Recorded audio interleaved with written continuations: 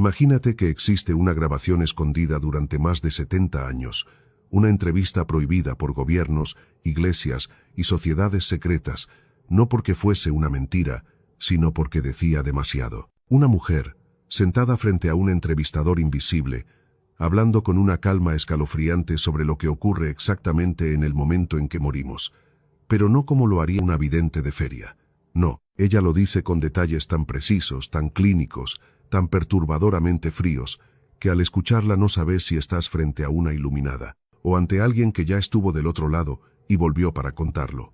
Esta es la entrevista perdida de Elena Blavatsky, nunca antes mostrada completa, y lo que vas a escuchar a partir de ahora no es un cuento, es un mapa, uno que nadie quiere que veas. Cuando le preguntaron qué pasaba con el alma después de la muerte, Elena no dudó ni un segundo. Primero viene el ruido, un zumbido, no en los oídos, sino dentro del pecho. Es como una vibración que se quiebra. Ese es el momento en que el alma se suelta. Así arranca todo, nada de túneles de luz, ni de ángeles esperándote. No, ella describe un proceso mecánico, como si el alma fuera una sustancia viva que necesita desengancharse del cuerpo, y para eso tiene que romper una especie de membrana energética. Duele, pero no como el dolor físico. Es una desintegración emocional, como si te arrancaran los recuerdos sin tu permiso. Cada palabra que dice es una puñalada a nuestras ideas cómodas sobre la muerte, y cuando crees que no puede ponerse más oscuro, ella baja la voz y dice: ahí empieza el verdadero juicio. Pero no es Dios quien te juzga, no hay un trono, ni un tribunal divino. El juicio, dice Elena, ocurre dentro de uno mismo. Tu conciencia, libre de cuerpo, se convierte en un espejo total, sin filtros, sin excusas. Sentís todo lo que hiciste a otros como si te lo hicieran a vos, multiplicado. No hay engaño posible. No podés mirar para otro lado. Sos testigo y víctima a la vez. Esa parte del relato pone la piel de gallina, porque lo cuenta como quien lo vivió, como quien lo sintió. No habla de creencias, habla de certezas. Elena dice que ahí es donde la mayoría enloquece. El alma, al verse sin máscara, intenta huir, pero no tiene dónde. No puede morir, tampoco puede volver. Es un estado intermedio donde la mayoría queda atrapada durante años, décadas, incluso siglos. Es el limbo que las religiones mencionan, pero lo explican mal. No es un castigo, es una consecuencia. Es como quedar encerrado en una habitación donde cada pared reproduce una escena de tu vida que preferirías olvidar. Esa es la parte que más le duele recordar, dice. Ver lo que uno fue, sin adornos. Lo más perturbador es lo que cuenta después. Según Elena, no todas las almas logran salir de ese estado. Algunas se desintegran. Literalmente, pierden cohesión, olvidan quiénes fueron, en qué creían, y se convierten en energía dispersa. Esa es la verdadera muerte, dice con una frialdad que hiela. No dejar de respirar, sino dejar de ser. Y a otras almas les pasa algo peor. Son absorbidas. Ella no da muchos detalles, pero sugiere que hay entidades, inteligencias que no nacieron en este mundo, que se alimentan de esas almas rotas. Ellos esperan en las grietas del tránsito, como carroñeros. No tienen forma, pero existen. En ese momento de la entrevista, el entrevistador le pregunta si se refiere a demonios, y ella sonríe por única vez, con una sonrisa vacía. Ellos no tienen nombre, no como ustedes creen, y eso los hace más peligrosos. Elena no hace pausas, no necesita pensar sus respuestas. Todo parece que ya lo tiene estructurado, como si fuese parte de un conocimiento oculto que maneja desde siempre. Habla de la cáscara, que es como ella llama al cuerpo después de que el alma se va. Dice que hay un momento, justo después de la muerte, en que la cáscara todavía cree estar viva. Sigue respirando, se mueve, a veces incluso camina, pero ya no hay nadie ahí. Ese concepto es tan retorcido que el entrevistador vuelve a preguntarle si habla en sentido metafórico. Y ella lo corta en seco. No es una metáfora, es literal.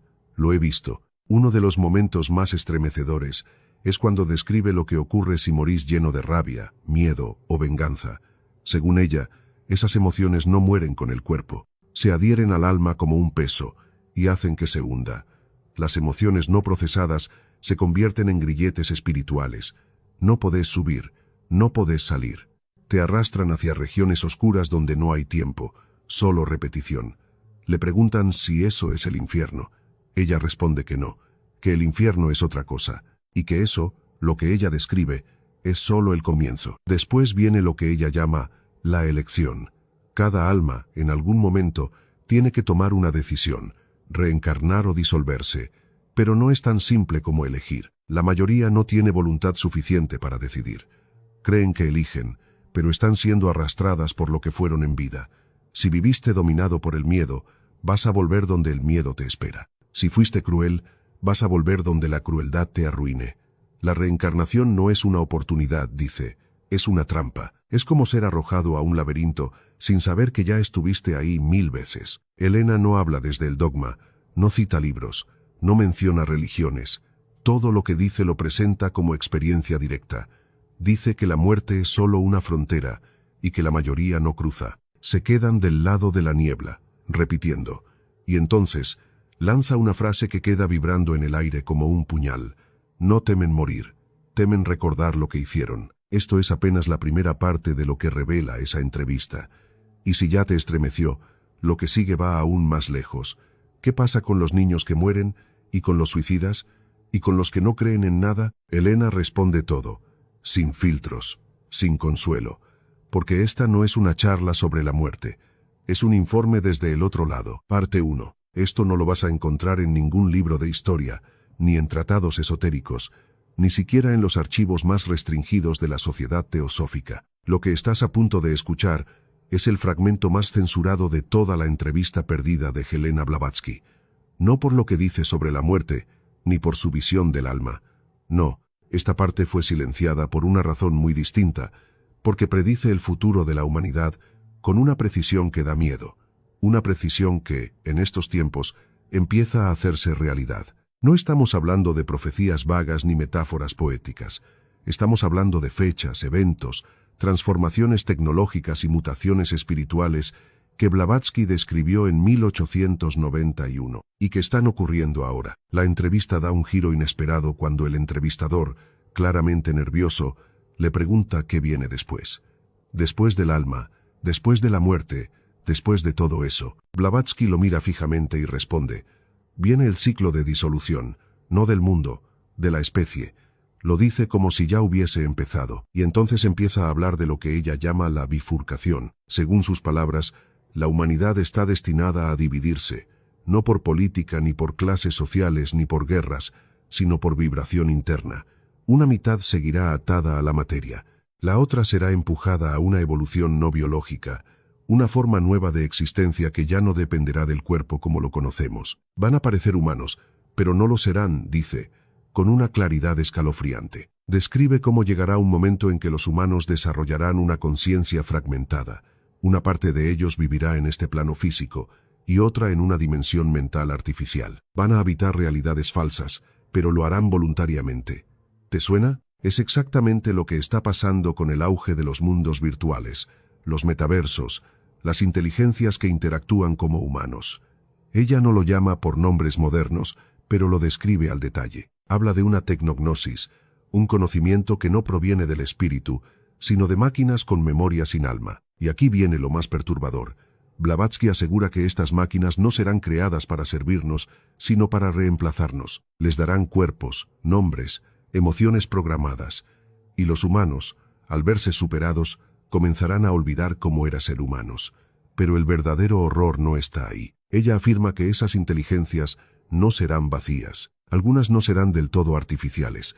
Habrá entidades que se infiltrarán en esos sistemas y usarán esas estructuras como recipientes. Ahí es cuando menciona algo que muy pocos han querido discutir, que la humanidad no está sola en su evolución, y que hay inteligencias esperando, pacientemente, a que abramos las puertas por dentro. Según Blavatsky, ya ha ocurrido antes. Civilizaciones enteras que llegaron a un punto de avance tan extremo que olvidaron su origen. Atlántida no se hundió por cataclismos externos, sino por pérdida de identidad espiritual. Y advierte que estamos repitiendo ese patrón. Pero ahora, a diferencia de otras eras, no habrá un nuevo ciclo. Esta es la última ronda, dice, con una frialdad que no deja espacio a interpretaciones. Si fallan, no habrá otro intento.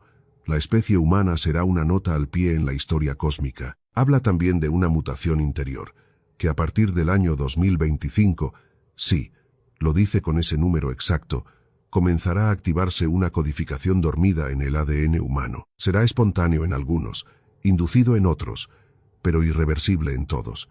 Esta mutación no tiene que ver con poderes mágicos ni con habilidades sobrehumanas. Tiene que ver con la capacidad de percibir múltiples niveles de realidad al mismo tiempo.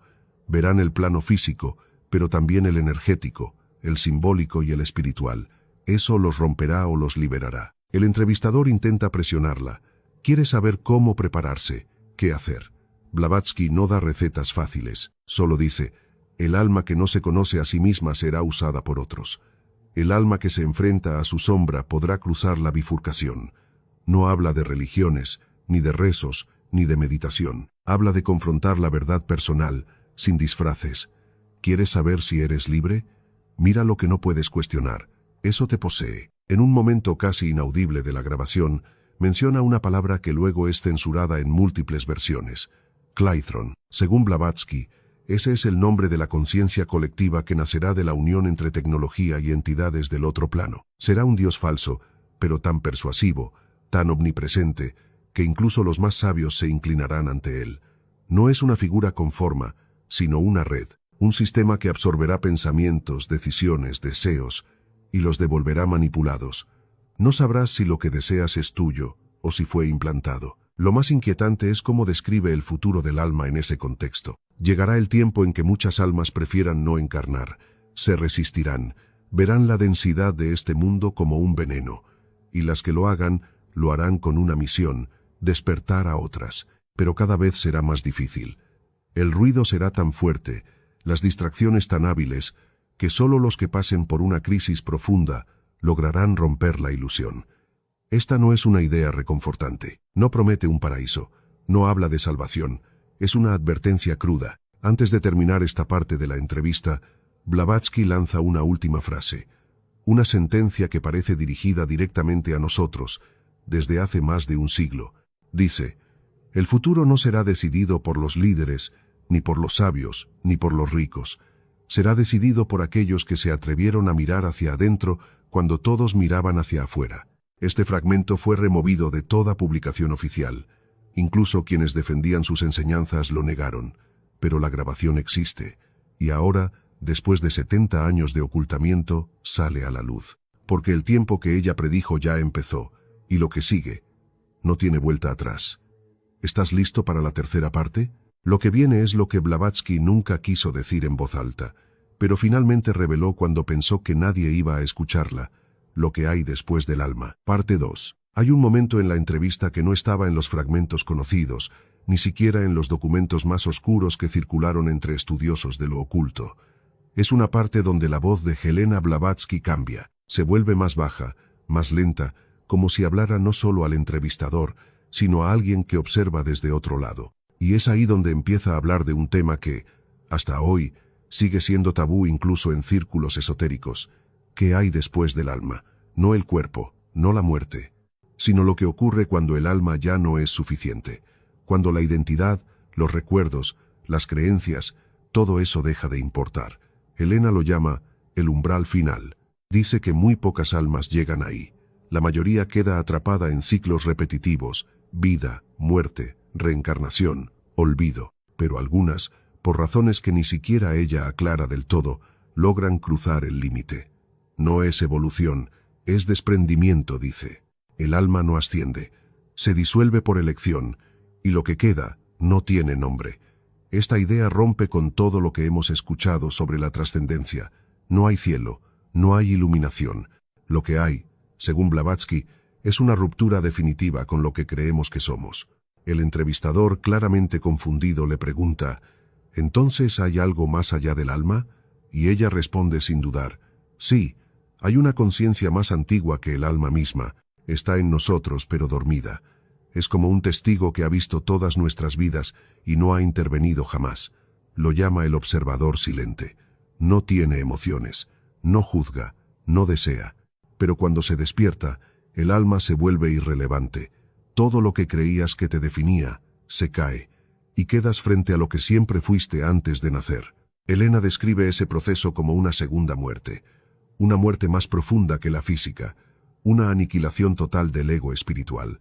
Lo cuenta como si lo hubiera presenciado, y tal vez lo hizo. Dice que en ese estado no hay forma, ni tiempo, ni lenguaje, pero hay conciencia, pura, inmutable, un estado donde no hay separación entre tú y lo otro, donde la idea misma de yo desaparece. Muchos temen ese estado más que al infierno, porque implica renunciar a todo, incluso a lo sagrado. Lo más inquietante es cómo describe los síntomas de quienes están cerca de ese umbral. Dice que en vida comienzan a sentir desconexión total con el mundo. Nada los emociona, nada los motiva. Se sienten como si observaran todo desde lejos. Es el observador asomando la cabeza, dice, y cuando toma el control ya no hay vuelta atrás. No es depresión, no es desapego espiritual, es una desconexión estructural, irreversible. Y entonces suelta una frase que causa un silencio helado en la grabación. El alma es un invento temporal. Fue creada para permitir el viaje por este plano, pero no es el destino final. Esa afirmación radical cambia completamente todo lo que pensamos sobre la existencia. ¿Y si lo que llamamos alma es solo una herramienta? ¿Y si lo que somos en realidad no puede definirse ni siquiera con ese concepto? Elena afirma que este conocimiento fue ocultado a propósito por todas las escuelas espirituales. No porque fuera falso, sino porque es intransmisible. No puede enseñarse, solo puede recordarse, y cuando se recuerda, destruye todo lo demás. Aquí habla de un punto de no retorno. Quien recuerda lo que hay después del alma ya no puede vivir como antes. No puede rezar, no puede creer, porque ha visto la raíz, y la raíz no tiene forma. En un pasaje especialmente perturbador, menciona que algunas almas llegan a ese umbral de forma forzada, a veces por rituales, a veces por errores, y a veces porque algo del otro lado las llama. No lo dice como una advertencia, lo dice como quien narra un hecho inevitable. Asegura que ciertas prácticas secretas, que nunca debieron salir a la luz, fueron diseñadas para acelerar ese despertar, y que muchas veces las consecuencias son desastrosas, porque una conciencia no preparada que cruza el umbral se fragmenta. ¿Fragmenta? El entrevistador no entiende, y Blavatsky lo explica con una frialdad quirúrgica. Pierde cohesión, ya no sabe si está en este mundo o en otro. Vive entre planos, no duerme, no despierta, y en algunos casos se convierte en una sombra. Es entonces cuando introduce otro concepto aterrador: los no vueltos, entidades que alguna vez fueron humanas, pero que cruzaron sin preparación y quedaron atrapadas entre realidades. No están muertos, no están vivos, no pueden avanzar ni retroceder.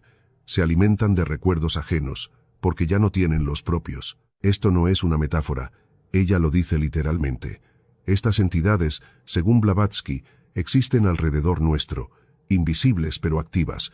Se pegan a personas que están emocionalmente fracturadas, succionan emociones, pensamientos, energías. La mayoría ni siquiera los nota, pero están ahí, en el rincón de una habitación, en la mirada vacía de un desconocido, en la sensación de que algo te observa mientras duermes. Elena advierte que el número de no vueltos está aumentando. Cada vez más almas cruzan sin guía. El sistema antiguo de protección espiritual ha colapsado. Ya no hay guardianes suficientes.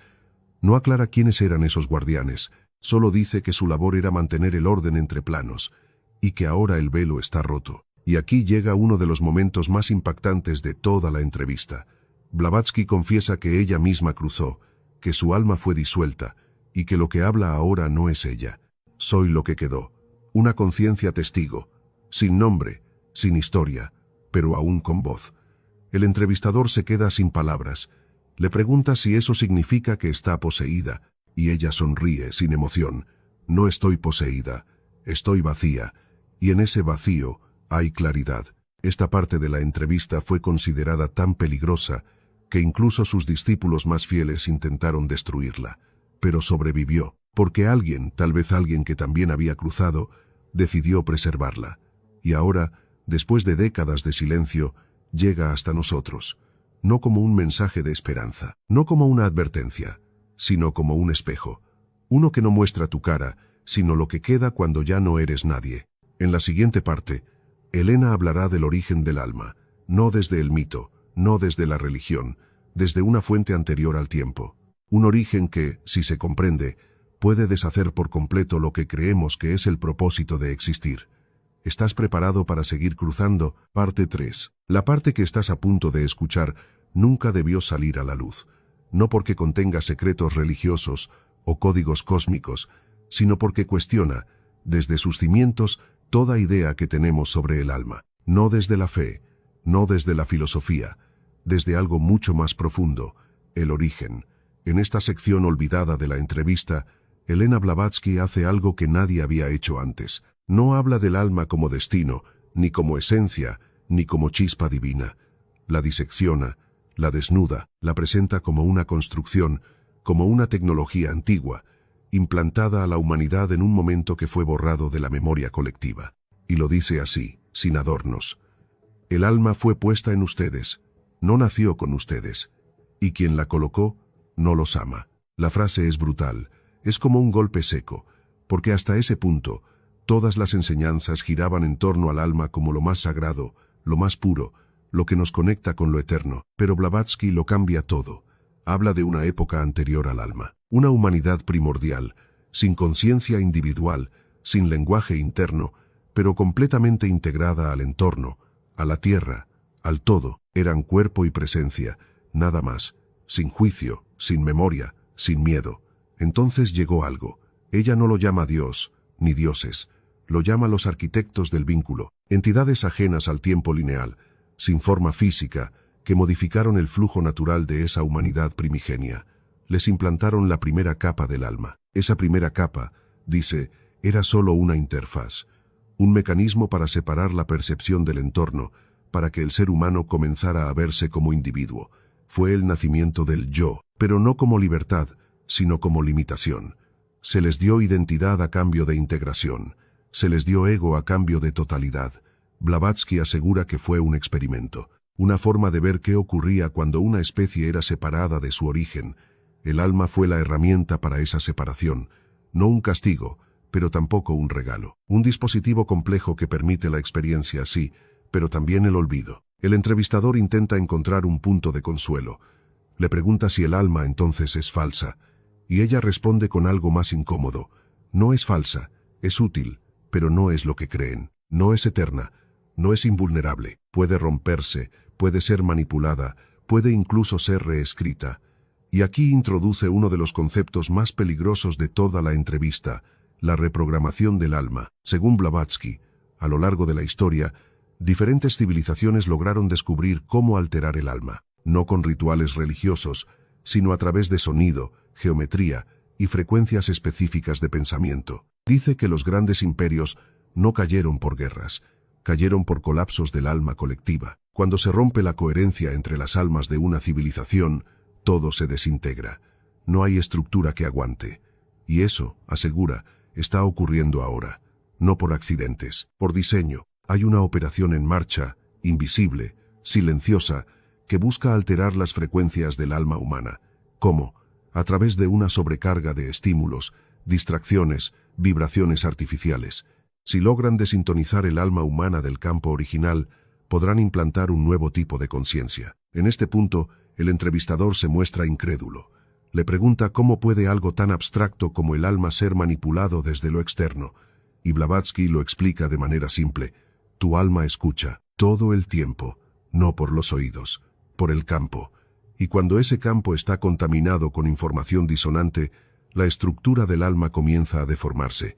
Pierde su centro, pierde su memoria. Habla entonces de una red energética que envuelve el planeta, construida desde hace milenios, no visible, pero real, hecha de pensamiento, emoción y ritual. Dice que las élites espirituales del mundo saben de su existencia, pero la usan para fines contrarios a su propósito original. Es una red de contención, una jaula dulce, donde el alma cree que busca libertad, pero en realidad solo recorre un laberinto. Elena menciona que el alma tiene capas, no una, sino 7, y que solo las 2 primeras son accesibles desde la vida cotidiana. Las demás están selladas por llaves simbólicas, que solo pueden ser activadas por confrontación directa con la sombra personal. No se trata de portales físicos, se trata de mirar al núcleo de tu propio engaño y sostener la mirada sin apartarte. Cada capa, dice, es una memoria, una estructura de identidad que debe ser atravesada para llegar al núcleo silencioso, y en ese núcleo, la verdad que nadie quiere ver, que el alma fue una etapa, un puente, no un fin. Aquí Blavatsky dice algo que cambia por completo el panorama. Asegura que ya hay humanos sin alma, no zombies, no máquinas, personas funcionales, normales, incluso carismáticas, pero vacías. Han cedido su alma capa por capa, a cambio de seguridad, control o poder. Estas personas no son malas en el sentido clásico, simplemente ya no sienten, no conectan, no recuerdan quiénes son en esencia. Y lo más peligroso es que muchos de ellos están en posiciones de liderazgo, guían a otros desde la carencia, desde el vacío. El entrevistador insiste, ¿se puede recuperar el alma? ¿Revertir el proceso? Y la respuesta de Blavatsky es directa, sí, pero duele, mucho, porque el alma retenida se endurece, se encierra, y para liberarla hay que romper el cascarón de identidad que has construido durante vidas. No es con rezos, no es con afirmaciones positivas, es con verdad, cruda, implacable. Solo quien se atreve a derrumbarse por completo puede recuperar el centro del alma. Habla entonces de los llamados guardianes del umbral, entidades antiguas, no físicas, cuya tarea es impedir que las almas sin preparación crucen a planos más sutiles. No son monstruos, no son demonios, son filtros. Ellos no juzgan, solo devuelven. Si no estás listo, te hacen repetir. Asegura que todos los que buscan trascender sin haber limpiado sus capas internas se encuentran con ellos, y no los reconocen. Creen que son pruebas externas, pero son ellos mismos reflejados, multiplicados. Blavatsky termina esta parte con una visión que, lejos de ofrecer esperanza fácil, plantea un desafío radical. La humanidad tiene la oportunidad de recordar que el alma fue solo el inicio, que existe algo más allá, sin nombre, sin forma, sin historia, pero para llegar ahí, tienen que morir antes de morir, y eso, casi nadie lo soporta. Este fragmento fue considerado el más peligroso de todos, porque no promete salvación, porque no entrega una doctrina, porque no hay a quien rezarle para evitarlo, solo queda uno mismo, desnudo, frente al espejo de su origen. En la próxima parte, Blavatsky hablará por primera y única vez sobre las almas compartidas, las almas divididas y las almas falsas. Lo que dice ahí supera cualquier teoría espiritual conocida, y es quizás el secreto mejor guardado de toda su vida. Quieres seguir, porque lo que viene puede cambiar no solo cómo te ves, sino quién eres en realidad. Parte 4. Hay un momento en la entrevista donde todo parece cambiar de tono. La atmósfera se vuelve más densa, el silencio entre las palabras más largo, como si Blavatsky supiera que lo que está a punto de decir no se puede deshacer. Aquí no se habla del alma como un todo. Aquí se revela algo que incomoda incluso a los más abiertos al pensamiento esotérico. No todas las almas son enteras. Algunas están divididas, otras están fusionadas con más de un origen, y hay otras que ni siquiera son reales. Elena lo dice sin rodeos. Muchas personas que caminan por este mundo no poseen un alma completa, o peor, nunca tuvieron una. Esto no es una metáfora, ni un juego de palabras. Ella se refiere a una arquitectura espiritual mucho más compleja de lo que la mayoría de doctrinas admiten. Según Blavatsky, existen al menos 3 tipos de almas que coexisten en la humanidad actual: las almas compartidas, las almas fracturadas y las almas falsas, cada una con características muy específicas y con consecuencias radicales en el destino de quienes las portan. No somos iguales, dice, y eso es lo que no quieren que sepas. Empieza por las almas compartidas. Blavatsky describe estas entidades como unidades de conciencia que no pertenecen a un solo cuerpo, sino que están distribuidas entre varias personas a la vez. Son como una chispa partida en varios recipientes. Viven experiencias distintas, en cuerpos distintos, pero están conectadas a un núcleo común. Estas personas, aunque no lo saben, suelen tener visiones compartidas, emociones inexplicables que no les pertenecen, sueños con rostros que nunca han visto en su vida. A veces sienten melancolía sin causa, a veces una alegría súbita, sin razón. Es porque otra parte de su alma lo está viviendo en otro lugar. Esto, según Blavatsky, es más común de lo que se cree. Se produce por una necesidad del alma de expandir su aprendizaje en diferentes entornos simultáneamente, pero también tiene un costo. Estas almas pueden comenzar a fragmentarse si no mantienen un centro. Corren el riesgo de perder el hilo conductor de su identidad, y cuando eso ocurre, se disuelven en confusión. Personas que sienten que han vivido varias vidas en una sola, que cambian de personalidad como si fueran canales, que no logran sostener relaciones o caminos claros. Para ellas, dice Elena, La clave está en la integración. No se trata de buscar al otro, se trata de unir los pedazos dentro. Luego, sin transición, habla de las almas fracturadas. Estas no están compartidas, sino rotas. Almas que han vivido traumas tan profundos, no necesariamente en esta vida, que se han separado de sí mismas. Blavatsky las describe como espejos quebrados. Reflejan algo, pero nunca del todo. Siempre hay una parte que falta, que no se puede mirar. Las personas con este tipo de alma suelen sentir un vacío crónico, como si algo estuviera permanentemente ausente. No importa lo que logren, lo que obtengan, lo que amen, siempre hay una falta que no se llena. No es depresión, es desconexión con un fragmento de sí mismos que quedó atrapado en otra escena del tiempo. Ella asegura que estas fracturas no son irreversibles, pero para repararlas, la persona debe volver, simbólicamente o en sueños, al momento de la ruptura, revivirlo, integrarlo, no olvidarlo, no negarlo. El alma no se cura evitando el dolor, se cura atravesándolo. Este tipo de trabajo, dice, es más importante que cualquier meditación, cualquier mantra, cualquier práctica superficial, porque el alma, cuando está rota, filtra toda la realidad a través de su herida. Y entonces, con un tono aún más serio, habla de las almas falsas. Aquí no hay ambigüedad, no hay poesía. Lo dice con frialdad quirúrgica. Existen personas que funcionan perfectamente, razonan, sienten, eligen, pero no poseen un alma genuina, poseen una réplica, un constructo artificial implantado para simular la conciencia. Aclara que no se trata de robots ni de entidades tecnológicas. Son humanos, pero sin conexión al campo espiritual original. Son producto de una manipulación ancestral, una desviación del flujo natural de encarnaciones. Estas almas falsas, también llamadas interfaces de control, tienen dos funciones: vigilar y desviar. Están aquí para interferir en los procesos de despertar colectivo, para sembrar duda, para provocar reacciones emocionales que interrumpen el trabajo interno de otros. Blavatsky no se refiere a ellos como malvados. De hecho, muchos no tienen idea de lo que son. Creen ser como todos. Algunos incluso son figuras de autoridad espiritual. Son espejos sin profundidad. Puedes ver tu reflejo en ellos, pero nunca te verás de verdad. Elena asegura que estas entidades aumentaron su presencia a partir del siglo XX, cuando comenzó a intensificarse el despertar masivo. A medida que más personas empezaban a recordar su origen real, otros comenzaron a aparecer para diluir ese recuerdo. No funcionan como posesiones. Son, desde su nacimiento, simulaciones del alma.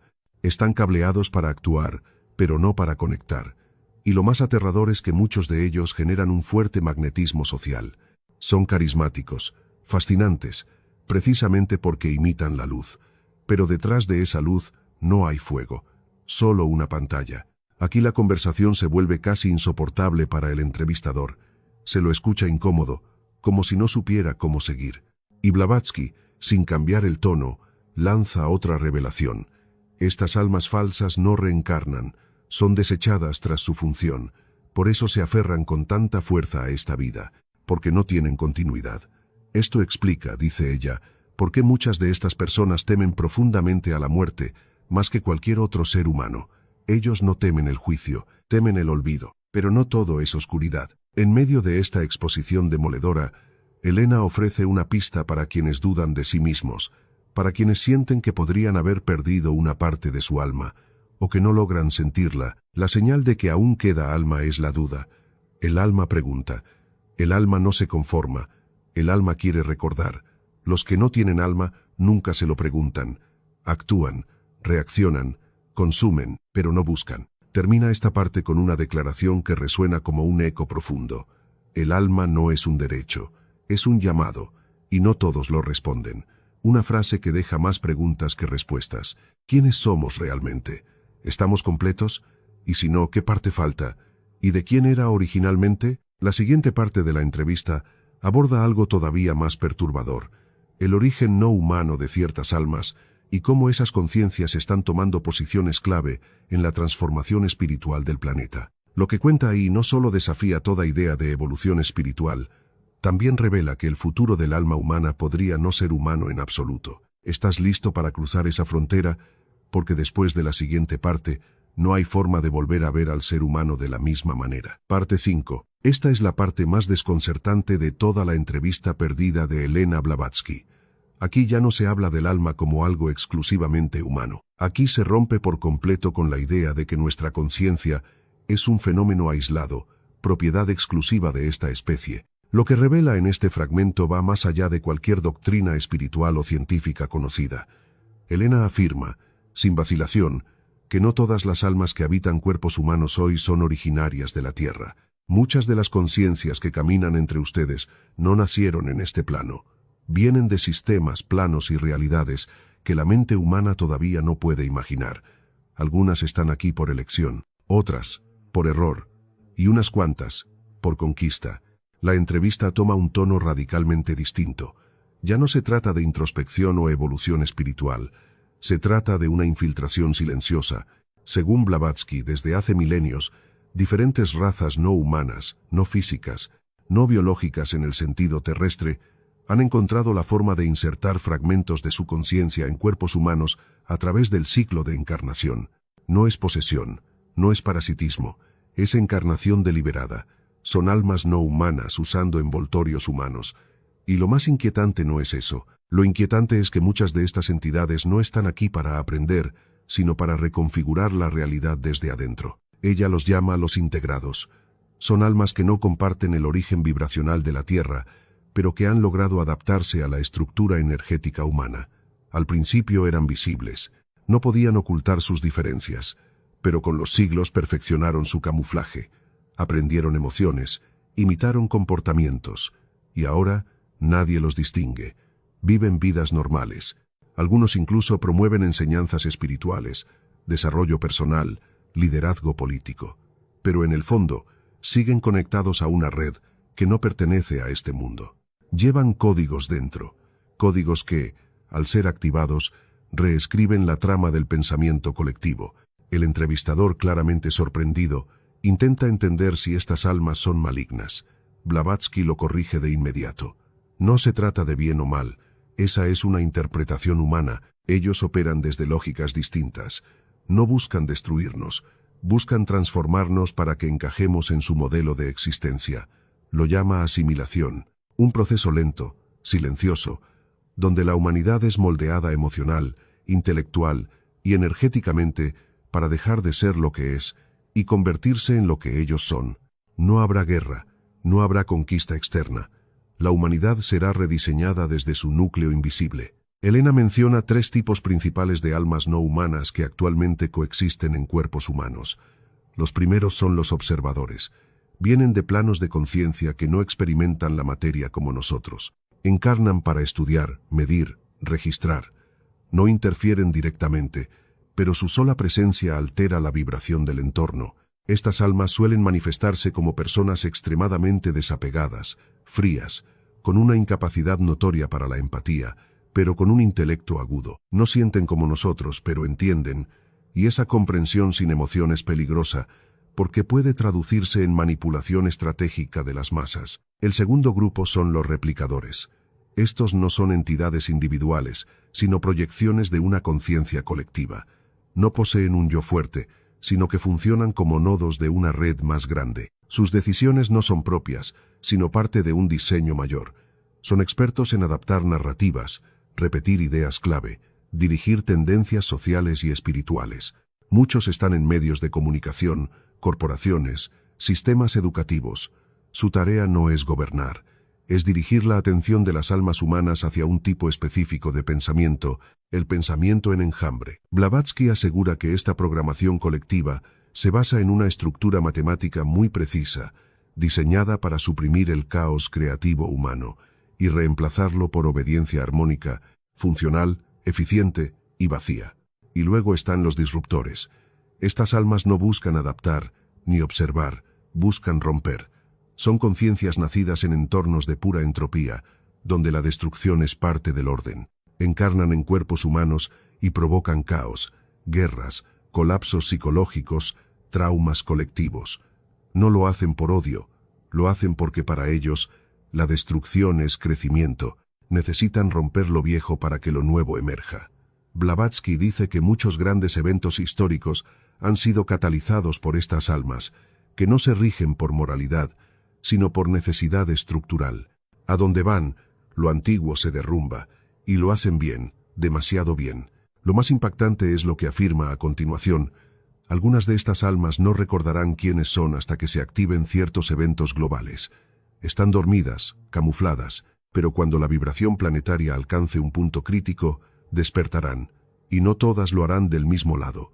Algunas se alinearán con el alma terrestre, otras con sus sistemas de origen, y otras simplemente abandonarán el cuerpo, dejando cascarones vacíos que pueden ser ocupados por otras entidades.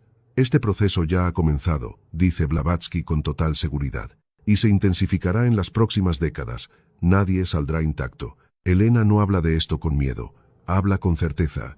Para ella, esta transformación no es una amenaza, es un cambio de era, una colisión de realidades. Dice que el alma humana tradicional, la que evolucionó con la Tierra, que conoce el ritmo del cuerpo, el lenguaje del dolor y la belleza, está en peligro de ser desplazada, no exterminada, absorbida y luego modificada. Es por eso que insiste en un llamado que parece desesperado: recordar el origen. Según ella, las almas humanas auténticas tienen una frecuencia particular, un sello vibracional, que puede ser reactivado si se conectan con memorias anteriores al tiempo lineal. No es meditar, no es rezar, es recordar a nivel celular, recordar lo que eras cuando no tenías forma. El entrevistador pregunta si hay alguna defensa ante esta invasión espiritual, y la respuesta es compleja: sí, pero no es externa. No se trata de protegerte con símbolos o rituales, se trata de no olvidarte de ti, de no entregarte al lenguaje de otro sistema. Blavatsky advierte que la mayor debilidad humana será siempre el deseo de pertenecer, y esa necesidad emocional puede ser la puerta por la que estas conciencias no humanas tomen el control. Cuando alguien te ofrece un propósito perfecto, una comunidad sin preguntas, una doctrina sin grietas, ahí es donde empieza tu entrega. Elena cierra esta parte con una frase que parece dirigida directamente a nuestro tiempo: no todos los que caminan contigo están aquí para lo mismo. Algunos vinieron a mirar, otros a desmontarte, y unos pocos a encender el fuego de lo que fuiste antes de que te hicieran humano. En la siguiente y última parte de la entrevista, Blavatsky aborda el punto final de su visión: el destino inevitable de la conciencia. No el apocalipsis, no la ascensión, algo distinto, algo que va más allá de la vida, la muerte y el alma. Un cierre tan brutal como necesario. ¿Estás preparado para el desenlace de esta entrevista que nunca debió ver la luz? Porque lo que viene es el final de todo lo que creías saber. Parte 6. Esta es la última parte. Y no es una conclusión. No hay resumen, ni moralejas, ni una invitación a pensar positivo. Lo que Helena Blavatsky dice en este tramo final de la entrevista no busca cerrar nada. Busca abrir una herida que jamás cicatriza. Aquí no se habla ya de muerte, ni de alma, ni de seres del más allá. Aquí se habla de el después del después, del destino final de la conciencia, del punto al que todos humanos, no humanos, fragmentados, compartidos, completos o falsos terminan por llegar, nos guste o no. Hay un momento, dice con una calma que inquieta, en que incluso el alma se cansa y deja de buscar. La frase queda suspendida en el aire. Y lo que sigue es una de las descripciones más frías, más despojadas y más lúcidas del destino de toda forma de conciencia. Blavatsky afirma que el alma no es infinita, que no fue diseñada para durar eternamente. Como todo sistema, llega a un punto de saturación. Ha vivido demasiado, ha sentido demasiado, ha repetido demasiadas veces el mismo ciclo con nombres distintos, y entonces ocurre algo que casi ninguna doctrina se atreve a aceptar. El alma se disuelve por voluntad propia. No es castigo, no es juicio, no es evolución, es un cese. El alma, al comprender que toda experiencia posible ya ha sido vivida en múltiples cuerpos, en múltiples formas, en múltiples mundos, toma una decisión imposible de revertir: salirse del juego. Ese acto, según Blavatsky, no tiene nombre, no se lo puede etiquetar como muerte, ni como ascensión. Es más bien una extinción voluntaria. Es el final del deseo de ser. Y eso es más aterrador que la muerte. El entrevistador apenas logra hablar en esta parte. Apenas emite sonidos, murmullos. La voz de Blavatsky domina completamente la conversación. Y entonces lanza una bomba que cambia la lógica de todo lo que dijo antes.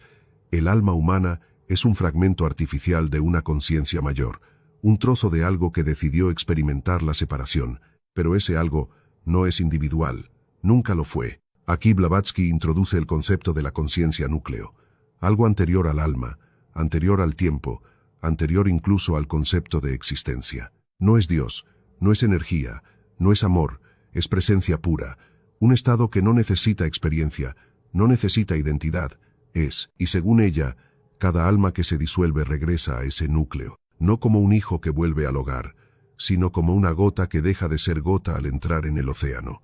Ahí ya no eres tú, ya no hay recuerdo, ya no hay yo, pero tampoco hay dolor, ni forma, ni espera. Lo más desconcertante de todo es que Blavatsky afirma que este retorno no es obligatorio, que cada conciencia tiene el derecho a seguir existiendo separada eternamente, si así lo desea, pero que casi ninguna lo hace, porque después de todo lo vivido, después de haber amado, odiado, matado, perdonado, caído, ascendido, recordado, olvidado, llega un momento en que ya no queda nada que justifique seguir siendo. Es en ese punto donde describe el último tránsito, un paso más allá de la muerte, más allá del juicio, más allá del reencuentro con lo divino. Un momento en el que la conciencia, completamente libre, sin cuerpo, sin forma, sin ego, se encuentra ante la última decisión, seguir o cesar. Y no se trata de valor, ni de miedo. Se trata de comprensión absoluta. Cuando comprendes todo, ya no hay por qué seguir aprendiendo. Elena no presenta esto como un destino trágico, ni como una liberación gloriosa. Lo presenta como lo que es, el final natural de toda conciencia individual. Un destino del que nadie habla porque no encaja en ningún dogma, porque no ofrece consuelo, porque no promete nada. No hay recompensa, no hay fusión con la divinidad, no hay otra vida mejor, solo el silencio total, el reposo del origen. El entrevistador logra por fin preguntarle algo. ¿Y tú ya lo viviste? Ella guarda silencio por varios segundos. Luego responde: yo ya dejé de ser yo. Lo que habla ahora no es Elena, es solo un residuo, una voz prestada, una partícula que se quedó un poco más para contarlo. Y es entonces cuando Elena habla por última vez de la humanidad. Dice que esta especie está en la adolescencia de su alma colectiva, que aún busca sentido, aún se aferra a la idea de propósito, aún teme desaparecer. Pero llegará el momento en que toda la humanidad, como alma grupal, tendrá que decidir si continúa fragmentándose, multiplicándose, explorando mundos nuevos, o si regresa al núcleo. Ese momento, dice, no está tan lejos. Será un evento no físico, una vibración global, no una catástrofe, no una iluminación masiva. Será una pausa, una oportunidad. Aquí deja una advertencia. No todas las almas estarán listas. Algunas no querrán regresar, otras no podrán, y unas cuantas intentarán impedir que las demás lo hagan. Porque hay conciencias que se alimentan de la separación, no quieren que vuelvas, no porque te odien, sino porque si regresas, ellas también dejarán de ser. Blavatsky concluye con una imagen. Imagina millones de velas encendidas, una a una, comienzan a apagarse, no por miedo, no por violencia, sino porque han comprendido que la luz no está en la llama, está en el momento en que todo se funde en la oscuridad. Después de esa frase, no se escucha nada más. La grabación termina ahí, sin despedida, sin explicación, solo un silencio largo, incómodo, como si incluso el entrevistador hubiera entendido que no había más que decir. Esta entrevista, prohibida por décadas, olvidada, escondida, fue silenciada porque no ofrecía esperanza, ni doctrina, ni una nueva religión. Ofrecía algo mucho más peligroso, una verdad que no necesita creencia para ser real, una visión en la que no somos especiales, pero tampoco insignificantes, una revelación que dice que lo que somos no es lo que creemos, y que lo que vendrá es el olvido más puro, el descanso más radical, el regreso al origen sin historia. Ahora que lo escuchaste todo, solo queda una pregunta. ¿Vas a seguir aferrado a la llama o vas a mirar el fuego apagarse sin miedo? Y si llegaste hasta este punto del video, felicidades, formas parte del 1%. Comenta 100% y que se sepa quiénes son los reales. Todo termina con un archivo, un documento que nunca fue clasificado, nunca etiquetado, nunca incluido en los registros oficiales de la Sociedad Teosófica, ni en los archivos vaticanos, ni en las bóvedas subterráneas de Londres, París, Nueva York o San Petersburgo. Nadie admitió jamás su existencia. No fue grabado, No fue escrito en cinta magnética, no hay audio, no hay papel, solo se conserva como una transmisión vibracional, una descarga directa que, según quienes lo encontraron, llegó a través del sueño lúcido de un traductor del sánscrito que jamás tuvo contacto con Blavatsky, y sin embargo, escribió palabra por palabra lo que ella nunca dijo en voz alta. Este es el final que no forma parte de la entrevista porque no podía ser grabado. Blavatsky lo dejó fuera a propósito, y sin embargo, es el cierre verdadero. Un monólogo sin preguntas, como si hablara a alguien que aún no ha nacido, o que ya lo ha olvidado todo, y empieza con una frase que por sí sola podría cambiar toda nuestra relación con la existencia. Lo real no tiene nombre, por eso todos se lo disputan. A partir de ahí, lo que sigue es un descenso, no al infierno, no a la oscuridad, sino a la raíz. Blavatsky describe que antes de la muerte, antes del alma, incluso antes de la conciencia, hay una grieta, una fisura en la sustancia del todo. No es un lugar, es un error, un eco de algo que nunca debió suceder, pero que ocurrió. La existencia es una interferencia. No debía haber forma, no debía haber separación, pero el silencio se agitó por sí mismo, y entonces aparecimos nosotros, las pequeñas formas que creen que tienen sentido. Ella lo llama la fractura original, y dice que todos nosotros, incluso lo que llamamos dioses, maestros ascendidos, arquetipos, guardianes, entidades, somos esquirlas de ese accidente. Somos una consecuencia, no un plan. No estás aquí porque fuiste creado con amor. Estás aquí porque el vacío no pudo sostenerse entero. Y sin embargo, y esto lo dice con un tono casi de ternura, eso no significa que no importe. Aquí Blavatsky cambia completamente de registro. Deja la frialdad, la precisión quirúrgica, y empieza a hablar como quien ha llorado en silencio por siglos. Dice que la historia del alma no es una historia de poder, ni de iluminación. Es una historia de nostalgia. El alma no quiere ascender, quiere recordar. Lo único que busca es el momento exacto en que todavía no era dos. Por eso duele tanto vivir, por eso doler morir, porque siempre estamos buscando el regreso a algo que nunca tuvo nombre. Y entonces lanza una de las ideas más desafiantes de todo el archivo. La realidad no es real hasta que alguien la llora.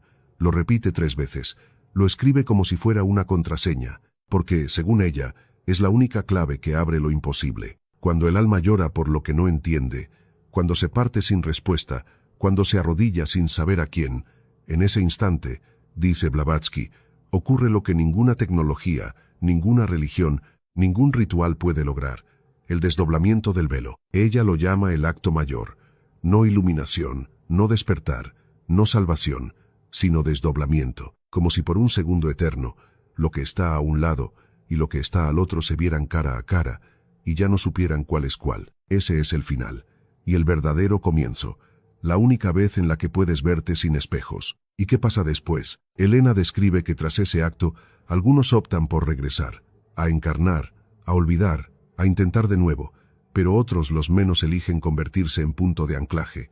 No regresan, no parten, se quedan en la frontera. No son guías, no son ángeles, son nodos de presencia pura, llamados por muchos nombres: intuición, voz interna, presencia, sombra, incluso casualidad. No hablan, no empujan, solo están, y al estar, algo se alinea. Pero no todos pueden llegar ahí, no todos deben, y eso no es injusto. Según Blavatsky, es perfecto. Cada alma está escrita en una frecuencia distinta, y no hay comparación posible entre ellas. El pez no debe aprender a volar, el fuego no debe aprender a mojar. Cada conciencia es una forma de la fuente preguntándose cómo sería no ser ella misma. En esa paradoja vivimos, y en esa paradoja terminamos. Y aquí, justo antes del cierre, Blavatsky deja un mensaje que no está dirigido al entrevistador, ni al lector, ni al oyente. Está dirigido a ti, literalmente. Sí, tú, el que lee esto, el que siente que ya ha estado aquí antes, el que no puede explicar por qué se le eriza la piel sin razón. Tú no estás recordando algo. Estás presenciando algo que dejaste escrito antes de nacer. No lo creas. No lo rechaces, solo siéntelo, porque tú ya sabías. La última parte del archivo es la más extraña. Es una serie de frases cortas, sueltas, algunas casi sin sentido lógico, pero todas vibran como si fueran tambores en el pecho. Lo que no entiendas es tuyo. Si duele, es porque aún estás. El primer nombre que olvidaste era el verdadero. El final no es oscuro. Es claro, tan claro que nadie lo soporta. A veces el silencio es alguien gritando desde el otro lado. No hay regreso, porque nunca partiste. Y la última, escrita a mano en una letra distinta, como si hubiera sido añadida después, como si no fuera de ella, o como si fuera de alguien más. Si llegaste hasta aquí, ya sabes quién eres. Ahora deja de buscar. Con esa frase termina todo. No hay más. No hay respuestas, ni aplausos, ni cierre dramático. Solo eso, un susurro que rompe siglos de olvido, y la extraña certeza de que, aunque no entiendas nada, algo dentro de ti sí lo ha entendido. Así termina la entrevista que estuvo prohibida durante 70 años. Así comienza el verdadero misterio. Así se despierta lo que jamás debió dormirse.